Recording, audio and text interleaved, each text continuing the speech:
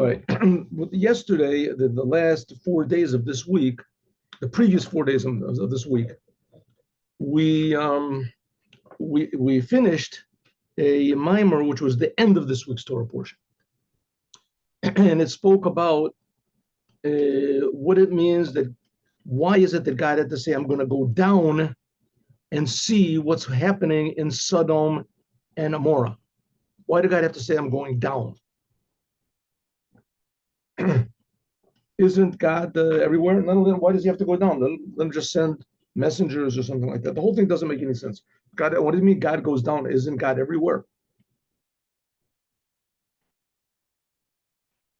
So we talked a little bit about this, but maybe we should talk a little bit more about it. Abraham was the first person in the world to oppose idolatry. Noah realized that there is only one God, and that God is the creator, and that he's the only power, and only to God should we turn our prayers and our attention, not to any helpers of God, not to anything. No, he was the first one, but he didn't oppose idolatry, Noah. The sin of the generation of Noah was between man and his friend. There was stealing, there was licentiousness, there was true, they made a revolution against God. The main revolution against God, rebellion, that was made was with the Tower of Babel. They thought that they could make this big tower with mystical principles, and especially the principle of harmony between them, and then they would be able to do whatever they wanted to. They could go against God. But they didn't appeal to other gods. That wasn't their big sin. Their big sin. Abraham came along and he saw that the big fault of the world is idolatry. That's a fault. Okay, now what's wrong with idolatry? What's so bad? What's so bad about idolatry, really? Let's just take the example, Christianity. Christianity is idolatry. Is idolatry. So what's the big deal? What's the big deal? Here the Israeli government lets them come in and they make big festivals, and they can convince people to go to their side. Just free, so what's the big deal? So Abraham, it says he opposed idolatry, and he broke all of the idols, broke all the statues. Right now, I'm not saying you should do that today, go into the churches and break all the crosses or the statues over there. The reason I'm not saying to do it is because it's against the law. But in fact, idolatry is bad for everybody. Not just bad for the Jews. It's bad for the non-Jews. And in the time of Abraham, there were no Jews. What is the antidote to idolatry? What's the antidote to idolatry? Well, let's see. What's the cause of idolatry? The cause of idolatry is a person worships. He prays to a power, to an angel, to a person, to a spirit, to some sort of an entity, for selfish reasons. Only for selfish reasons. If I want something, I want it all and I want it now. You want something, the most available helper you can find, you go to. Right? The Marx was a little bit right when he said that idolatry is the opiate of the masses. Because it takes away your responsibility. Take the example of Christianity. I don't like even to say the word because it's idolatry. You're not supposed to say words of idolatry. What do they say? You believe in this guy, you're fixed up. You're fixed up. You don't have to do anything. Doesn't make any difference what you did. Right? In their book, there's no even commandments. This guy came along and says, no more commandments. Just believe in me. So what's wrong with that? Maybe, who knows? Maybe it's the truth. Maybe who knows what? Right? Maybe it's the truth. What do you care? At least he believes in something. Says no. What's wrong with it is that it's the opposite of the whole fiber of creation. The whole the world, if you believe in God, God is creating the world, and the world is being created for a purpose. And the purpose is that everyone should recognize God and do what God wants, like health. A healthy person, he does what nature says you should do in order to be healthy. He doesn't eat sugar all day, he exercises, whatever he does, so the things will flow naturally. Well, the same thing is with God. God has a law. God is creating everybody, and God has a law. And if you do this law, then the world becomes a perfect world, becomes a good world. In the time of the flood, so they were so bad that God said he destroyed the whole world. But God said he's not going to do it anymore. He's not going to destroy the world. So in the time of Abraham, everybody was sort of, how do you say, protected. So what's the antidote to idolatry? The antidote to idolatry is to know that God is close. Idolatry comes from the idea that God is far away and he's not going to help me. I need something, I want, I knew, I think, but you want something quick, idolatry. You worship a person, you worship a spirit, you worship a this. And it works. Just like, heroin and those things, they work. Opiates, they work 100%. Person takes those drugs, he feels great. And the same thing with religion. You get into religion, you feel great, especially everyone around you, they're all praying to the thing. But the fact is, it's not just wrong according to Judaism, it's wrong according to the creation. It's wrong according to reality. According to reality, forgetting about heaven and hell. Heaven and hell is only a product of people think about heaven and hell because they're selfish. So in Judaism, there is such a thing as heaven and hell. So that's only to get people out of sins like idolatry. You think you're going to go to heaven because you're worshiping this person. Really, that's the, how do you say, a highway to hell. It's not so. All those religions are all false. And people know it. I'm beginning to think that all the atheists in the world, it's just like some people are naturally abhorred by like homosexuality and this. It's an abhorrent thing. Some people are abhorred by murder. How can you murder? It's just impossible. Like, how can you do it? But other people are abhorred by stealing. How can honest? There's people that are honest people. They're just honest. And they could be total atheists, but they're honest. They don't want to steal. It just rings inside of their soul, their conscience, that this is a bad thing to do. I'm beginning to think that a lot of the atheists also, it's ringing inside of their consciousness that all these religions are idolatry. Idolatry is bad. It's one of the 7 Noahide commandments that's forbidden for a non-Jew to worship anything except for God. Forbidden. And some people say, okay, if they can worship some God together with something else, but that's only if they do it. They're not supposed to do it. Okay, so what's the problem with worshiping only God? God is far away, right? So he says, no, God is not far away. The works of Kabbalah come to teach us that God is infinitely close and that God has a personality, that he reacts. And that's what we've been learning the last 4 days, that God reacts to what you do. God reacts if you do good, God reacts good. If you act bad, God reacts bad. Not necessarily the way you think that it should be, not immediately and not automatically. And it's not that, I'll do a good deed, so I'll find another few zeros in my bank account, instead of 1,000, I'll have 1,000,000. It's simple because I did a good deed. It doesn't work that way. How it does work, I don't know, but it works. That's faith, Jewish faith. Okay, so God has a personality. That's the whole point. God has a personality. God is not austere. It's not the God of these Eastern religions that God is just this nebulous, amorphous power that has no personality, doesn't care one way or the other. And it's just the laws of nature or whatever. There's just to flow with it. There's a lot of wisdom in that, but it's the fact of the matter is it's an open door to idolatry. Idolatry means selfishness. Idolatry means selfishness. Some people want selfishness this way, some people the other way, but idolatry is selfishness. God creates us so that we can recognize how wonderful it is to do what's true. Okay, but as I said before, the problem is it seems that God is far away.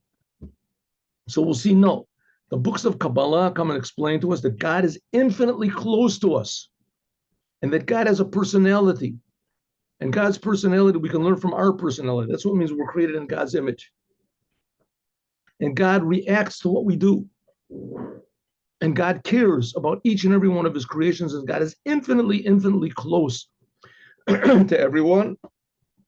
And God is infinitely involved in everyone, just like uh, a, a painter with his paintings, or with a person with his money or his family or whatever. He's involved. God cares. Okay, so let's go. Here we go. So there's a book which is called Tikkun Zohar. We talked about it last time, and that is a Kabbalistic book written by Rabbi Shimon Bar Yochai, and it is 70 explanations on the word Breshit, mystical explanations on the word Breshit. So let's learn a little bit, one of them, maybe even the main explanation. This is not one of the 70. This is in the introduction. A lot of people say this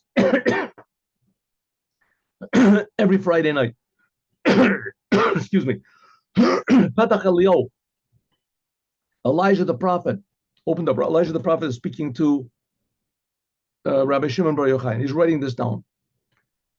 And you God, and Uchad, you are one, below b'chushban, but what? Not with a numbered one, not a numerical one. It's not like a one and there's something that's number two. You are one means there's nothing except for you. Antu, but you are, you God, apikas, you emanate, eser tikunim, 10 tikunim. Now, what are these 10 tikunim? Tikunim, we're going to learn in a moment. Tikunim means like jewels. That's a better word. Tikunim, 10 emanations, you want to call it. It's a weak word, but okay. You put out these 10 tikunim, 10 fixings, 10 buildings, 10 rooms, 10 aspects. We're going to see that it's talking about jewels in a moment. Well, Lahavi and said, let's understand. Lama Nikra, why are they called the Esther Sfirot, the 10 Sfirot of God, by the name of Tikkunim, by the name of fixings? Tikkunim means something that's fixed. First of all, we have to understand Kochot and Mahut and Nefesh. What is the soul? Okay, so you want to understand God, you want to understand how close God is to us. So God gave us a break. He created us in his form. What does that mean in his form? God is infinite. So it says, okay, let's forget about for a second for the infinite part of it. But God created us, right? So he created us and we're in a form. God created us. So if he created us, it means he has to have some sort of a plan of creation. He has to have a blueprint how he's going to make man. He didn't just spit and all of a sudden people God created us.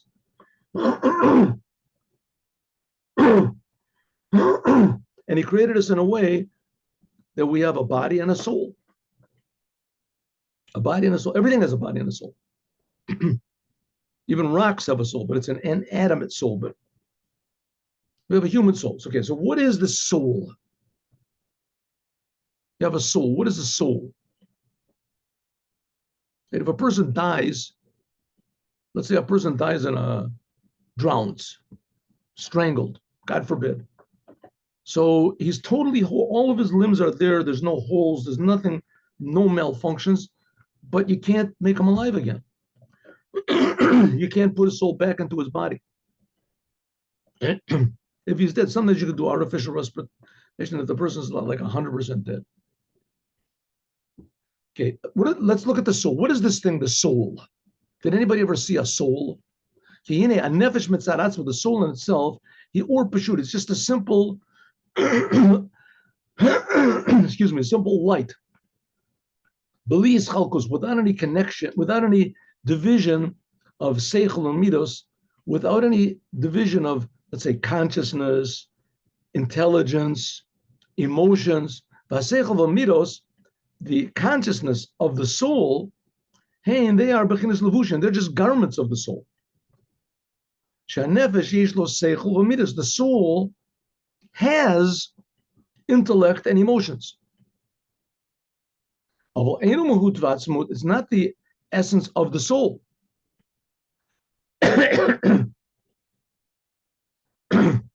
So let's just like a person, right? I think, I want, I know, I understand. Who is this I?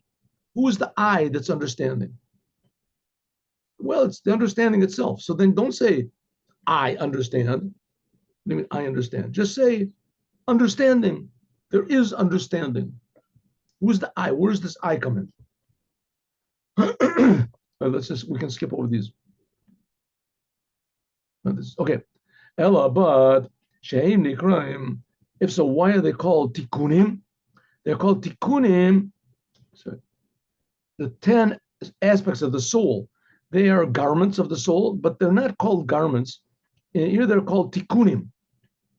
Tikkunim, the nefesh mitakenet, because the garment, the soul, is like fixed up and mitlapeshes by him. The soul clothes itself in intellect. It expresses itself. It relates to the world through intellect. But those are only aspects of the soul. The soul itself is not any of these aspects. It's just garments. Here he asks the question. In the Tanya, it says that these 10 sfirot are the essence of the soul. They're not just garments, they are the soul. And he says, yes, in the Tanya, it's talking about the, the aspects of the soul are called the essence of the soul in regard to thought, speech, and action. In the Tanya, it says the thought, speech, and action, that's the garments, and the essence of the soul are the 10 sfirot. It says, yes, it's true. The 10 sfirot are the essence of the soul in regard to thought, speech, and action. But in regard to the soul itself, they are garments themselves. They're inner garments more than thought, speech, and action. But they're also garments. Okay.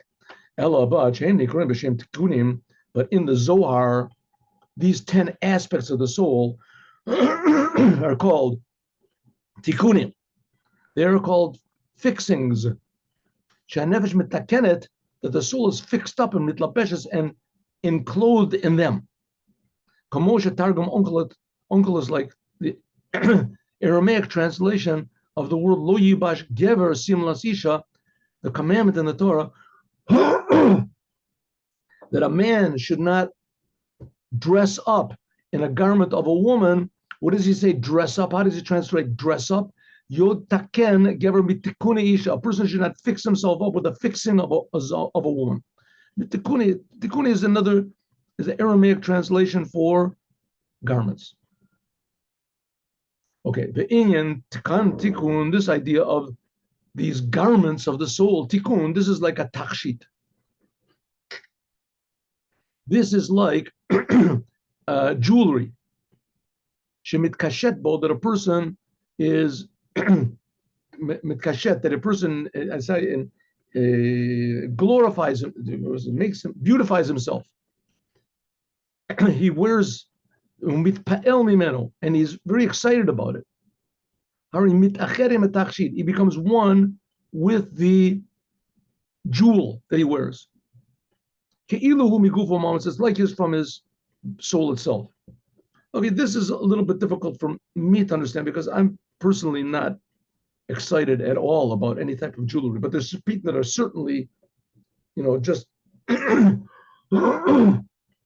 crazy about jewelry, right? It's crazy about jewelry. Women, the guy buys his wife a ring that has a diamond on it, best thing in the world. It puts her in danger. She goes out in the street, it's dangerous. A beautiful necklace, a tiara, something like that, puts it on. The necklace is worth $1 million and the ring is worth $500,000.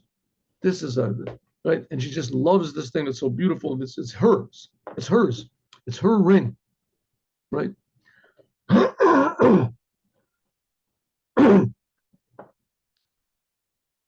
Okay, so that's the same thing. These 10 aspects of the soul, these are, so to speak,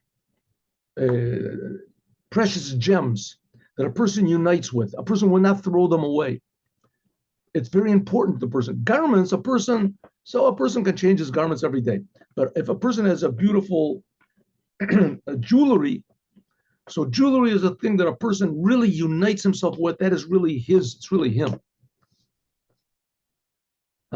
It's really him. Okay. So we see that there's different types of garments. There's garments that are very, very precious to me. They're like part of me. That's the real me. And then there are garments which are not so important. I can change them. So to speak, thought, speech, and action, that's like an external garment. I can change it when I want.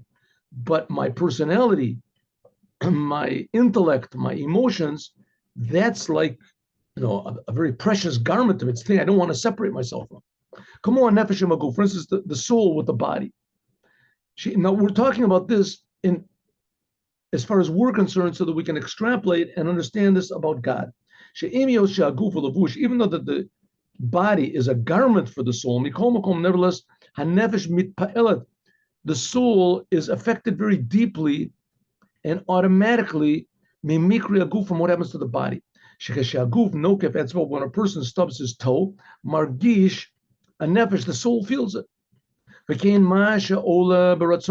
Whatever rises up in the will of a person's soul, before is a pula to do certain thing with his limbs, his limbs listen to it automatically.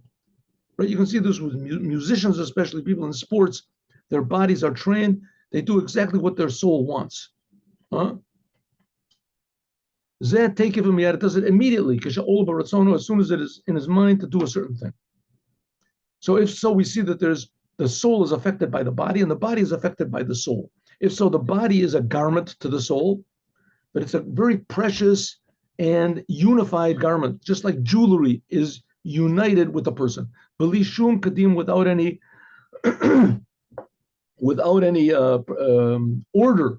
As soon as something comes up in your mind that you want to do it, if you're trained to do it, you certainly do it. You do it, then you're automatically your hand, your feet does it.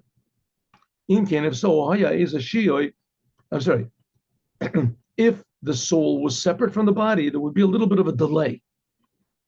But the fact is that if a person really trains himself, there's no delay. Because the soul is united, the body is united with the soul. And the soul has an effect on the body automatically. Just like the body and the soul were one. Even though the body is really just a garment for the soul, nevertheless, he's united with the soul. Good. Sometimes there's people, God forbid, they're paralyzed, something happens to them, and they can't move their arm. They can't move it. They have to work. You forget how automatic your body reacts to your soul, to your will. But sometimes you realize that it's, so to speak, two separate things. But in fact, it's not really two. They are two separate things, yes, but they're united. When a person dies, you see there's the body without the soul.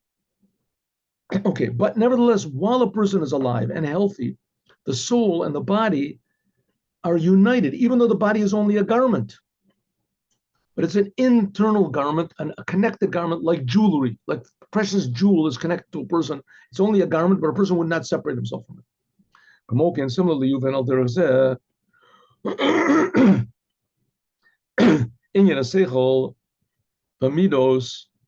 the intellect and the emotions of a person. They are only just tikkunim, they're only just garments of the soul. The soul is enclosed in them. And they are vessels for the soul. So here we have another level we're putting in the middle for a person's will and a person's body. We have in the middle a person's personality.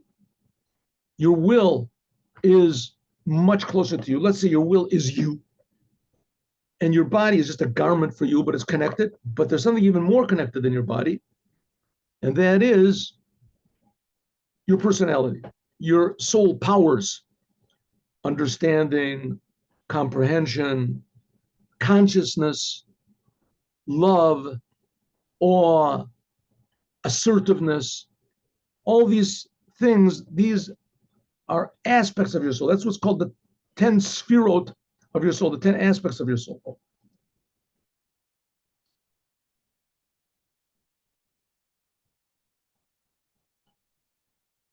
So therefore, your emotions here, let me just go back down to the bottom. And by means of this, by means of your emotions and intellect, it affects the body like a axe in the hand of the woodsman. La'ohev, to love with the aspect of love, to think and contemplate and to comprehend with wisdom. That all these things, and similarly, are only just aspects of the soul, effects of the soul, pashtut, and spreading out of the soul. These only go outwards, but the soul itself, is above all of these things. Because we can see intellect and emotions, they can be changed. Because the emotions in katnu, sometimes like a little child, emotions can be very immature, and then they become more mature. That child loves small things, and an older person loves, so a person's emotions change, his personality, his character, also intellect. Calls a machim as the person learns more things. He changes his mind, his opinions, he changes his paradigms, his outlook on the world. This is not relevant to the essence of the soul. The soul itself, the soul never changes. That's what we say, even after a person dies, his soul still exists. I think I've told you this story about 100 times, but a group of Jewish students came into the Rebbe in the 50s. They used to bring groups of Jewish students to see the Rebbe's. And these students, they knew nothing about Judaism, absolutely nothing. They just knew that they were Jewish. And one of them asked the Rebbe, does Judaism believe in life after death? And the Rebbe said, Judaism doesn't really believe in death. There's just different stages of life. The soul is in the body. There's life in the body. There's life outside of the body. So the soul never dies. The soul, and even more, it's not even affected by the world. And it doesn't affect it by the body at all. Because the soul itself is not in its ba'atzmuta. The essence of the soul is not in the body. Ela ha'oreteha. Only just rays of the soul, aspects of the soul, the powers of the soul, that they go into the body and they are enclosed in it. They receive changes from the body. If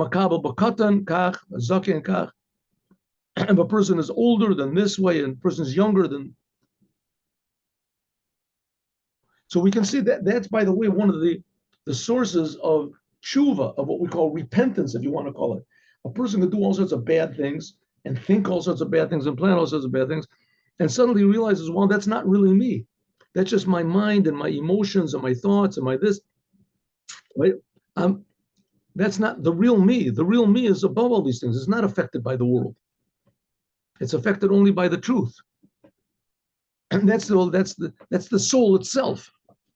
Okay, the Rebbe is not speaking so much about the essence of the soul, but he's just trying to impress on us the fact that all of our personality and our senses and even our intellect is not the essence of the soul. Even a person's intellect and his emotions, they're just rays of the soul and the powers, how they come into the body, and it's not the essence of the soul. Ella, but the soul works and it spreads out through these aspects, these 10 aspects of the soul. And they are, so to speak, united with the soul. But nevertheless, they're not separate garments, your intellect and your emotions. They're not separate garments like thought, speech, and action.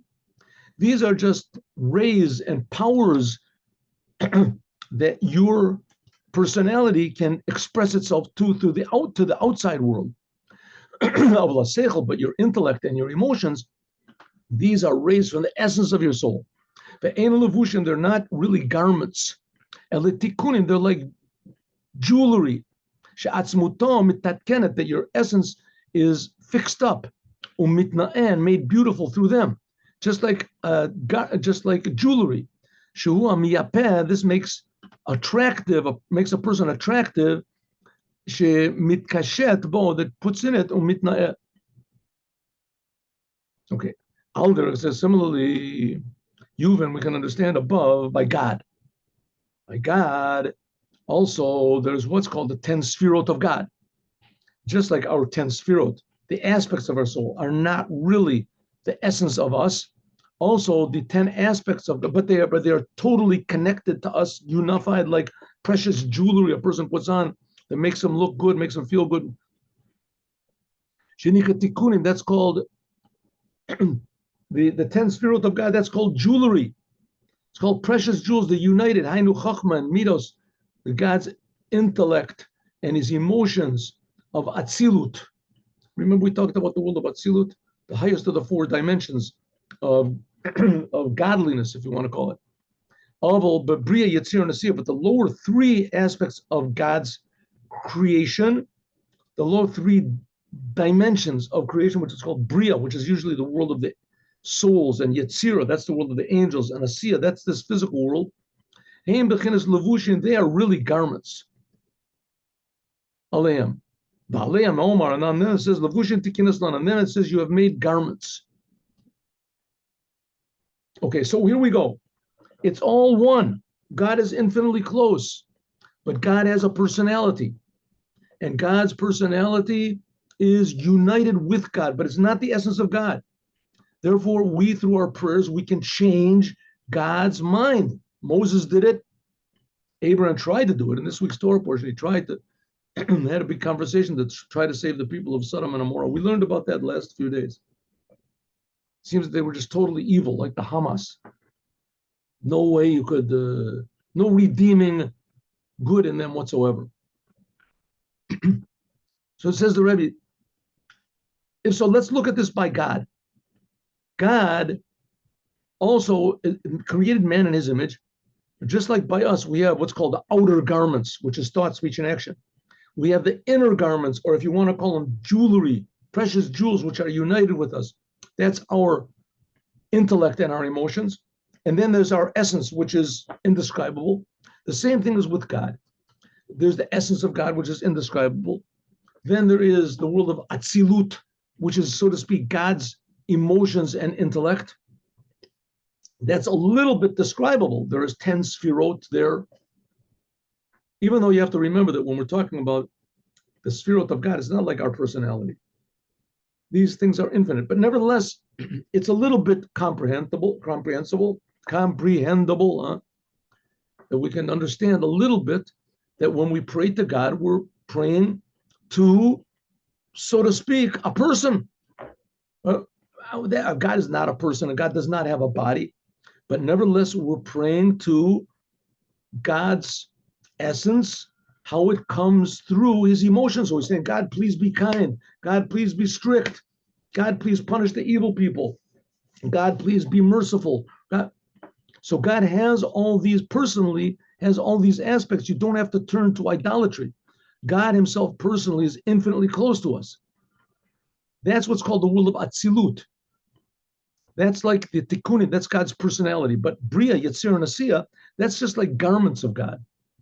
And on this, it says that God, you made garments also. That's what Elijah the prophet was talking about when it said in the Zohar. It said that what it says that God, you are wise, but with no known wisdom. Perish, what does it mean? Ant means you. I know Or Ein Sof. When you say God, you, that's talking about the essence of God. Like when we talk about the essence of our soul. When we say God, you are one, and you are not of any of these emotions, but you emanate wisdom. With this you, that's talking about God's Or Ein Sof, the infinite light of God. And that when we say that you are wise, that means that comes from you, this aspect of wisdom. Al derech, like it says, b'mokum shata motzah gedlaso, like it says, the place where you find God's greatness, there is where you find God's lowness. What does that mean? When we say that God is great and that God is infinite and that God is almighty, that's how God comes down. Those are lower aspects of God. That's how God relates to the world, so to speak, in the aspect of Atzilut. Now, Atzilut, we learned before, that's also pure godliness. We remember we learned that the first Rebbe of Chabad, he couldn't even write the word Atzilut. But nevertheless, that's not the essence of God. The essence of God. Now, also another thing, where these emotions are, it's not doesn't mean the essence of God is not there. It's not that when God is kind, it's not God's essence. This is only God's kindness. No. Just like when if I'm kind, I give to somebody money. It's not that I'm not doing it. It's my kindness that's doing it, or it's my hand that's doing it. It's me that's doing it. But this is just the dynamics of how it works, how God's closeness is to us, and how God reacts to us as like a human being would react to us. But God is not wise. When it says that God emanates wisdom, it doesn't mean that God's wisdom is a known wisdom that we can relate to it, that we can in any way understand it. Why is God called wise? He's the source of wisdom. When from God, Hamshachas Chachma comes the aspect of wisdom from Atzilut into Bria, Yetzir, and Asiya, into the lower dimensions of reality. Hagam she'ein Arach Chachma, even there's no comparison to the Chachma of Bria, the Kol Shechen Asiya. Okay, so God in his essence emanates wisdom. And that emanation of wisdom, that's Atzilut. And from Atzilut, God emanates wisdom to the lower worlds, Bria, Yetzir, and Asiya. And the lower worlds are also incomparable to the worlds that are above them. Liod Nikra B'Shem Chachim, that we can say that God is wise. Okay, so what do we see? What's the point over here? God conceals himself, but don't think that God conceals himself means that he's totally inaccessible. 100% not. That's the whole purpose of prayer. That's the ideas of the names of God, to show us that God is totally one, that God is totally inaccessible, infinitely more than we can possibly imagine. But on the other hand, God is also infinitely close, infinitely more than we can imagine. And he's creating us, and he cares about us, and he reacts to what we do. When Noah found favor in God's eyes, so God liked it. When the flood didn't find favor in God's eyes, so he didn't like it. Sodom and Gomorrah, God didn't like it. He got mad, right? Who got mad? The essence of God got mad. But how can it be the essence of God? We just finished saying that God hasn't got any emotions. It says, yes, but he's totally united with these emotions. Okay, let's not think, don't think that I really understand what I'm talking about. We're talking about God over here. We're not talking about psychology or psychiatry or religion or something like that. We're talking about God. All of these aspects that we're talking about, God's speech, God's thoughts, God's emotions, all these things are infinite. The world of Atzilut is above the world of Bria. The world of Bria is closer to us. It's the world of Yetzirah. The world of Yetzirah is even closer to us, but even closer than that is what's called the spiritual aspect of Asiya. The lowest aspect of Asiya. I have absolutely no idea what's an angel. That's all the angels are there. What does it mean? I don't know. But I know that Isaiah saw them, and Ezekiel saw these angels, and the books of Kabbalah talk about them. And I do believe that God exists, and I do believe that God cares. So either we have to say that if God cares, he's not so infinite. And if God is infinite, then how can he care? So this comes to answer this unanswerable question in a way that at least it's practical. At least it's practical. Right? Maybe you don't understand how the combustion engine works, but someone explains it to you a little bit, so maybe you don't understand it, but you see it works. Right? You see it works. And if you go into the story, says, well, the heads on your motor block are not good. You haven't got any compression for your pistons. So you say, what does that mean? What does that mean? It means that there's no explosion in the thing, so that doesn't. Oh, that I understand. The explosions, I see the gas a little bit. I can figure it out. Right? He thinks he turned the key, and that's the key is what makes the thing work, not the motor. The key is the same thing by us. We pray to God, and we think that it's just luck or something like that. Everybody, prays. They pray to idols. They pray to all sorts of things, and it works. So you think, okay, the key is the main thing, not that. Here, the Rebbe is trying to tell us how it works with God, how infinitely close God is, and how God reacts to what we do. We learned a little bit more about this the previous 3 days.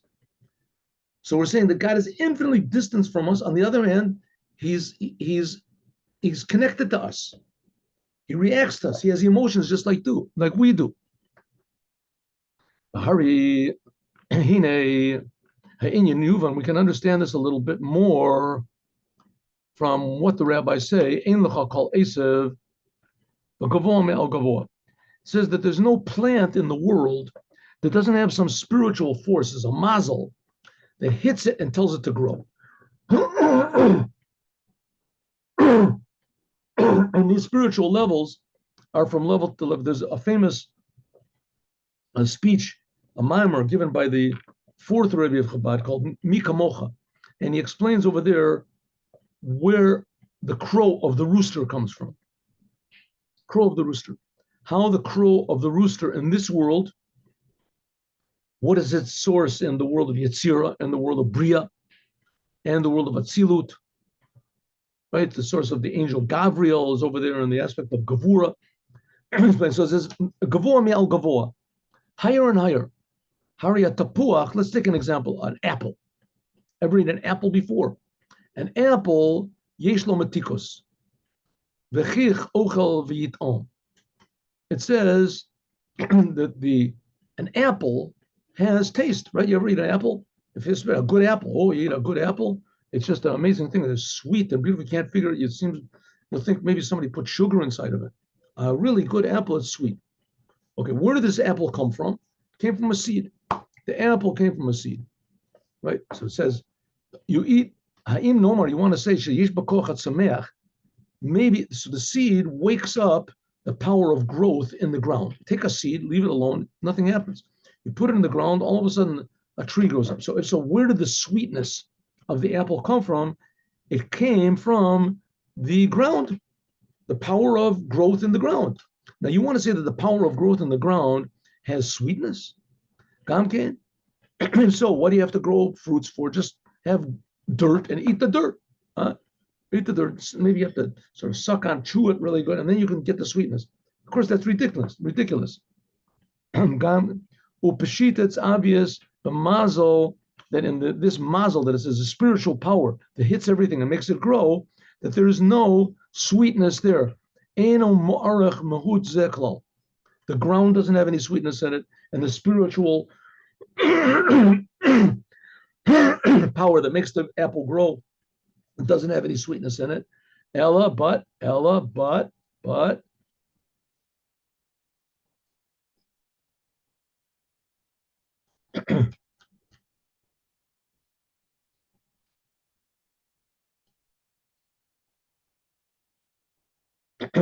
Ha'inyan is like the shematikos, that the sweetness which is in an apple, nimshach, is drawn down from chesed, from God's kindness.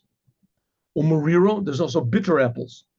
That comes from God's what's called gvura, his power of severity. But these are spiritual things. But when they come down, the Seder, and they become more and more physical and less spiritual, you read it, the descending of levels, from level after level, as Nishgashma became physical, until from God's infinite kindness comes the sweetness in this apple that you are chewing on. Even though there's no comparison whatsoever, right? Maybe you should bow down to apples. Apples have sweetness, and the sweetness came from God. If so, the sweetness in an apple is a manifestation of the Lord. Well, it is manifestation. You're right, it certainly is, but it is certainly not God. It's a manifestation of God. It's a creation of God. Nevertheless, it has some of those qualities of godly kindness, sweetness, love.